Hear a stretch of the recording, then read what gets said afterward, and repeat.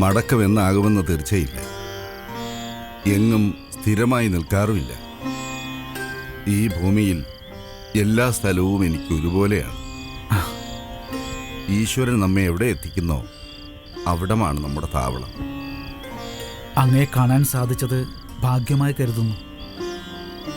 നാളെ പുലർകാല തന്നെ എത്തിക്കൊള്ളാം. ഇപ്പോ യാത്രയാവട്ടെ.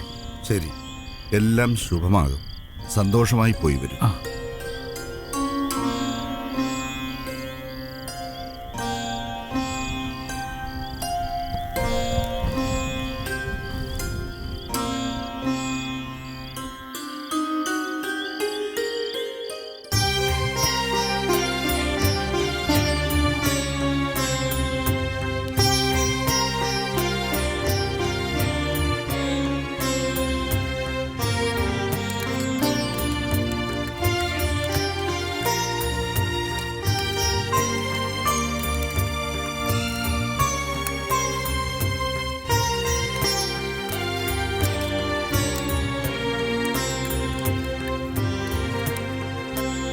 എനിക്ക് ഭയമാകുന്നു മഹാറാണി. എന്തിനാണ് രാധ ഭയക്കുന്നത്? കുമാരിയുടെ നന്മയ്ക്ക് വേണ്ടിയാ നമ്മളിത് ചെയ്യുന്നത്. ആൺമക്കളില്ലാത്ത നമുക്ക് കുമാരിയുടെ വിവാഹത്തിലൂടെ മാത്രമേ രാജ്യത്തിനൊരു അനന്തരാവകാശി ലഭിക്കുകയുള്ളൂ. വേളിക്ക് സമ്മതിക്കണമെങ്കിൽ പൂർണ്ണയുടെ പ്രാർത്ഥനയും പൂജയും ഒക്കെ അവസാനിക്കണം.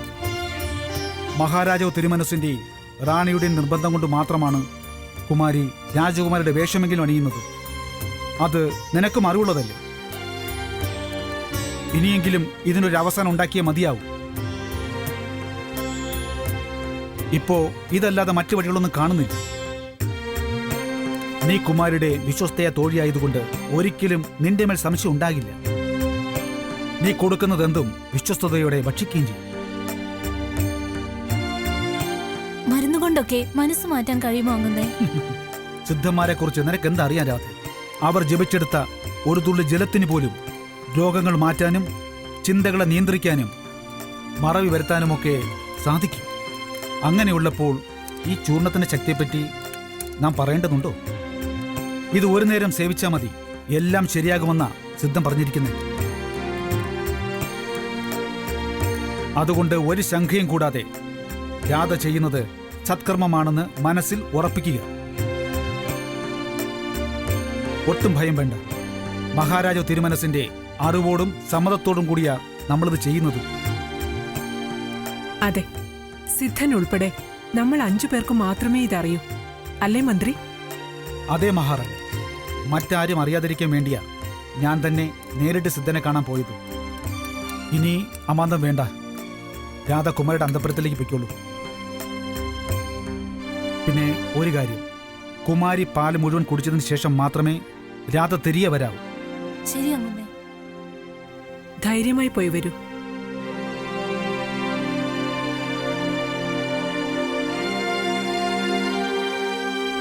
മന്ത്രി, രാധയോട് നാം അപ്രകാരമൊക്കെ അരുളിയെങ്കിലും നമ്മുടെ ഉള്ളിലും ഭയാശങ്കകളുണ്ട്. പാലിൽ കലക്കിയ ചൂർണം കുമാരിക്ക് ഹാനികരമാകുമോ എന്നൊരു തോന്നൽ. അത്തരം ഭയാശങ്കകൾ ഒന്നും വേണ്ട മഹാറാണി.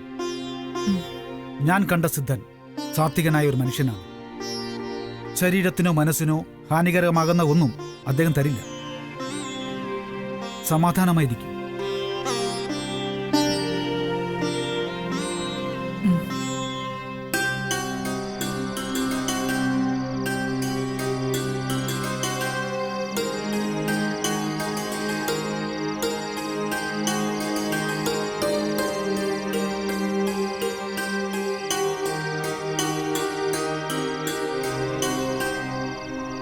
കുമാരി, നിലാവ് നോക്കി നിന്ന് കിനാവ് കാണുകയാണോ? രാധേ, ഇന്ന് പൂർണ്ണചന്ദ്രനെ കാണാൻ എന്തു ഭംഗിയല്ലേ. ഞാൻ മുൻപെപ്പോഴോ ഇങ്ങനെ പൂർണ്ണചന്ദ്രനെ നോക്കി നിന്നപ്പോൾ സാക്ഷാൽ ശ്രീ ധർമ്മശാസ്താവ് എന്നോട് വന്ന് സംസാരിച്ചതായി ഞാൻ ഓർക്കുന്നു.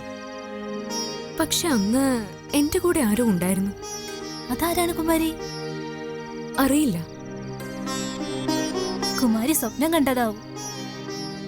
അല്ല, ചിലപ്പോൾ നമ്മൾ ജീവിതത്തിൽ ആദ്യമായി ചെന്നെത്തുന്ന ചില സ്ഥലങ്ങളിലോ വഴികളിലോ ഒക്കെ മുൻപ് ചെന്നിട്ടുള്ളതായും ചില കാര്യങ്ങൾ മുൻപ് സംഭവിച്ചിട്ടുള്ളതായും അതിന്റെ ആവർത്തനം കൺമുന്നിൽ അരങ്ങേറുന്നതായും തോന്നാറില്ലേ? ഇതത്തരമൊരു തോന്നലാണ്. മുൻ ജന്മത്തിൽ എന്നോ സംഭവിച്ചതുപോലെ ഒരു തോന്നൽ. തോന്നലല്ലേ, സാരമില്ല. ഇപ്പൊ കുമാരി ഈ പാല് കുടിക്കണം. അതവിടെ വെച്ചോളൂ, ഞാൻ കുടിച്ചോളാം. ഇതിവിടെ വെക്കാം. പക്ഷേ കുമാരി പാല് മുഴുവൻ കുടിച്ചു കഴിഞ്ഞേ ഞാൻ ഇവിടുന്ന് പോകും. എങ്കിൽ കുടിച്ചേക്കാം. അയ്യോ, പാലിൽ ഗൗളി വീണല്ലോ. ഇത് കൊണ്ടുപോയിക്കോളൂ. ഞാനിപ്പോൾ വേറെ പാല് കൊണ്ടുവരാം കുമാരി. ഇന്നിനി വേണ്ട രാധേ, നിമിത്ത ദോഷമാണ്. രാധ പോയിക്കോളൂ.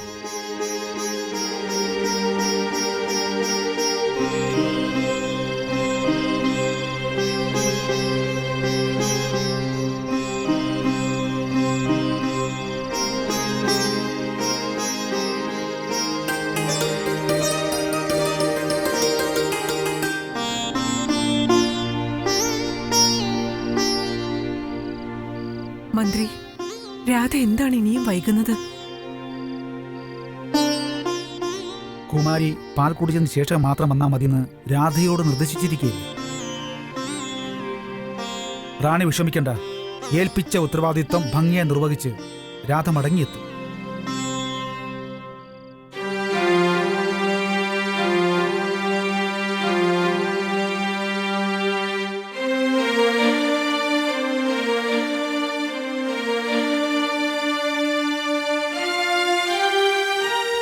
രാധേ, എന്തായി? മുഴുവൻ കുടിച്ചോ? കുമാരി പാൽ കുടിച്ചില്ല മഹാറാണി. കുടിച്ചില്ലേ? എന്താ കാരണം? കുമാരി കുടിക്കാൻ തുനിഞ്ഞതാണ്. പക്ഷെ കഷ്ടകാലമെന്ന് പറയട്ടെ, മുകളിൽ നിന്നൊരു ഗൗളി വന്ന് പാൽപാത്രത്തിൽ വീണു. ചൂർണം ഒരു പ്രാവശ്യമേ ഉപയോഗിക്കാവൂന്ന് സിദ്ധം പ്രത്യേകം പറഞ്ഞിരുന്നു. ഇനി എന്ത് ചെയ്യും? കുമാരിയുടെ മനസ്സ് മാറ്റാൻ ഇനി എന്താണൊരു വഴി? അടിയൻ പറയുന്നത് തെറ്റാണെങ്കിൽ ക്ഷമിക്കണം. കുമാരി ഈശ്വരഭജനമാണ് എപ്പോഴും ചെയ്യുന്നത്. അത് തടയാൻ നമ്മൾ ശ്രമിച്ചാൽ ഈശ്വരൻ തന്നെ നമ്മുടെ പ്രവൃത്തികൾ തടയില്ലേ? അതാവും ഇപ്പോൾ തന്നെ പാല് ഗൗളി വീണത്. വിഡ്ഢിത്തം പുലമ്പാതിരാതെ. ഈശ്വരനെ ഭജിക്കുന്നത് നല്ലത് തന്നെയാ. പക്ഷേ ഈശ്വരനെ ഭരിക്കണമെന്ന് പറയുന്നത് ഒരിക്കലും നടക്കാത്ത കാര്യമാണ്.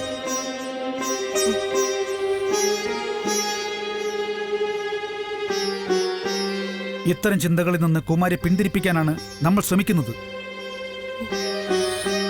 സ്വന്തം രാജ്യത്തോടും മാതാപിതാക്കളോടുമുള്ള കടമകളും കർത്തവ്യങ്ങളും മറന്നാണ് കുമാരി പ്രവർത്തിക്കുന്നത്.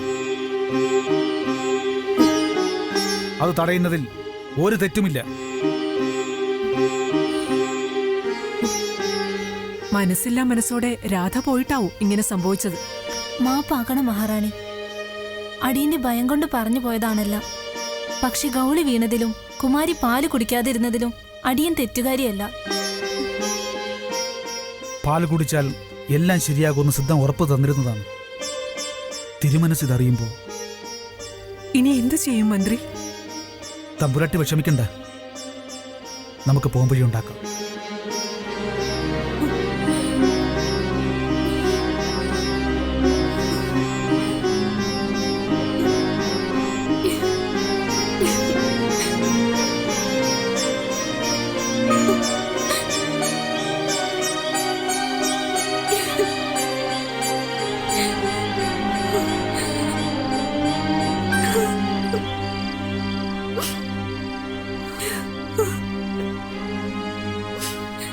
ഭഗവാനെ, ശ്രീധർമ്മശാസ്താവേ, അങ്ങയുടെ സാന്നിധ്യം ഞാൻ തിരിച്ചറിയുന്നു. പാലിൽ ഗൗളി വീണതിനും എനിക്ക് പാൽ പാനം ചെയ്യാൻ സാധിക്കാത്തതിനും കാരണം അങ്ങയുടെ അദൃശ്യ ശക്തിയാണെന്ന് മനസ്സിലായി. ഭഗവാനെ, എന്റെ മാതാപിതാക്കൾക്ക് എന്നോടുള്ള സ്നേഹക്കൂടുതൽ കൊണ്ടാണ് അവരിങ്ങനെയെല്ലാം ചെയ്യുന്നതെന്ന് എനിക്കറിയാം. പക്ഷേ അങ്ങയിൽ നിന്നും എന്നെ വേർതിരിക്കാൻ മറ്റൊരു ശക്തിക്കും സാധിക്കില്ല. അത്രമാത്രം അങ്ങയെ ഞാൻ മനസ്സിൽ പ്രതിഷ്ഠിച്ചു കഴിഞ്ഞു. കാത്തുകൊള്ളണേ ഭഗവാനെ.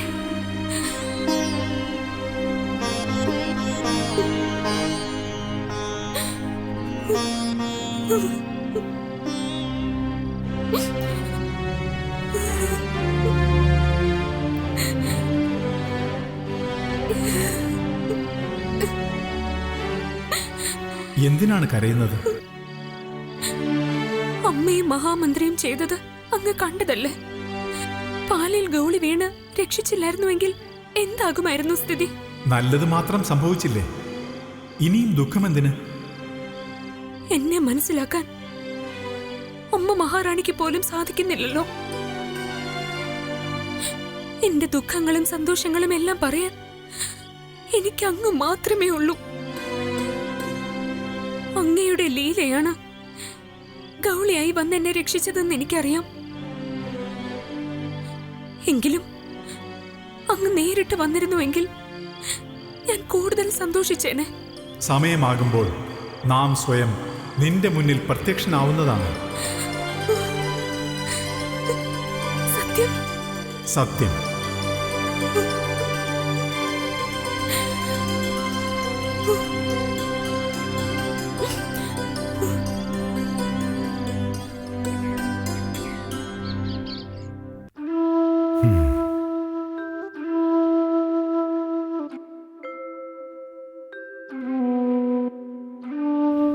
ഇനി എന്താ ചെയ്യുക തിരുമനസേ?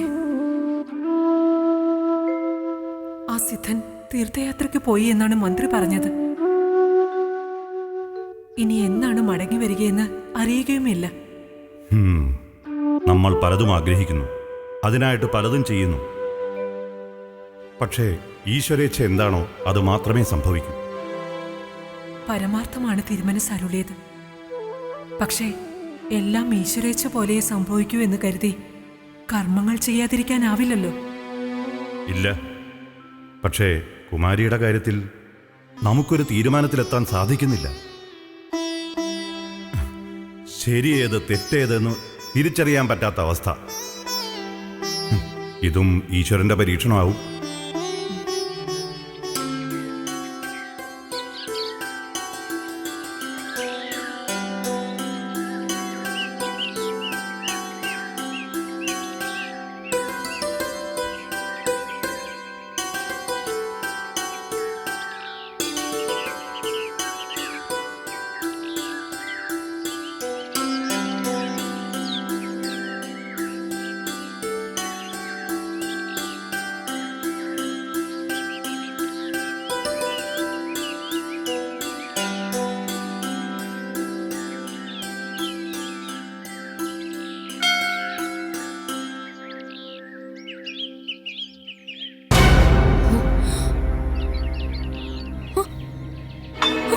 അയ്യോ, എന്റെ ശാസ്താവ് എവിടെ?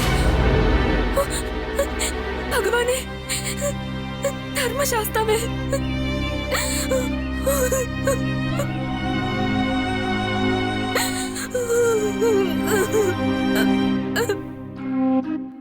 നമുക്കൊരിക്കലും ചിന്തിച്ച് കണ്ടെത്താൻ സാധിക്കാത്തത്ര ദുഷ്കരമായ ജീവിത സാഹചര്യങ്ങളിലാണ് പലപ്പോഴും നാം എത്തിച്ചേരുക. അതിൽ നിന്ന് ഇപ്രകാരം കരകയറാമെന്ന് നാം ചിന്തിച്ചു കഴിയുമ്പോൾ ഈശ്വരൻ തന്നെ നമുക്കൊരു വഴി കാണിച്ചു തരും. എല്ലാം നമ്മുടെ കർമ്മങ്ങളുടെ ഫലമാണ്.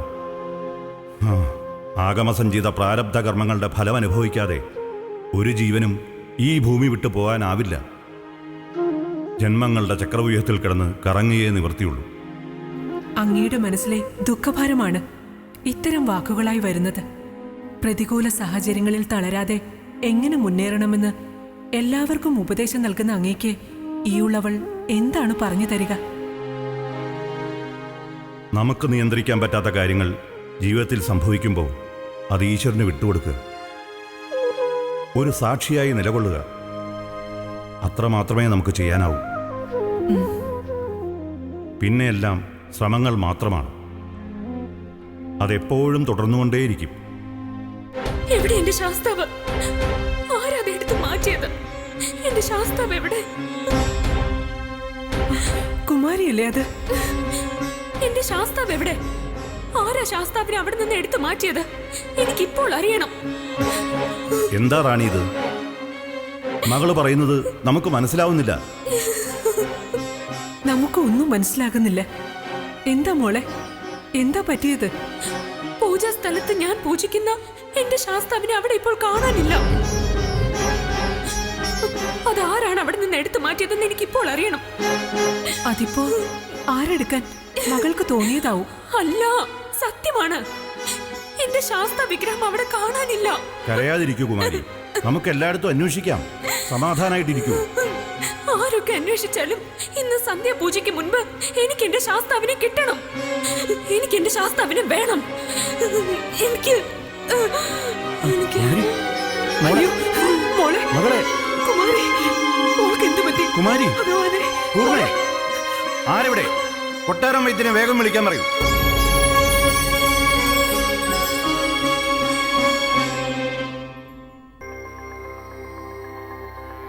ദൈവാധീനമുള്ളവർക്ക് ലഭിക്കുന്ന വരങ്ങളാണ് നല്ല അവസരങ്ങൾ.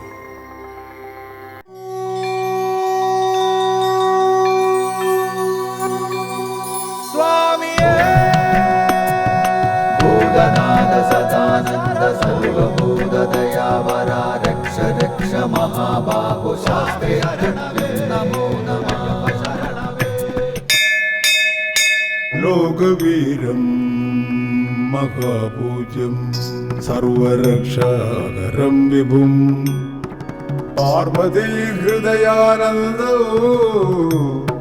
ശാസ്താരം പ്രണമാമ്യഹം.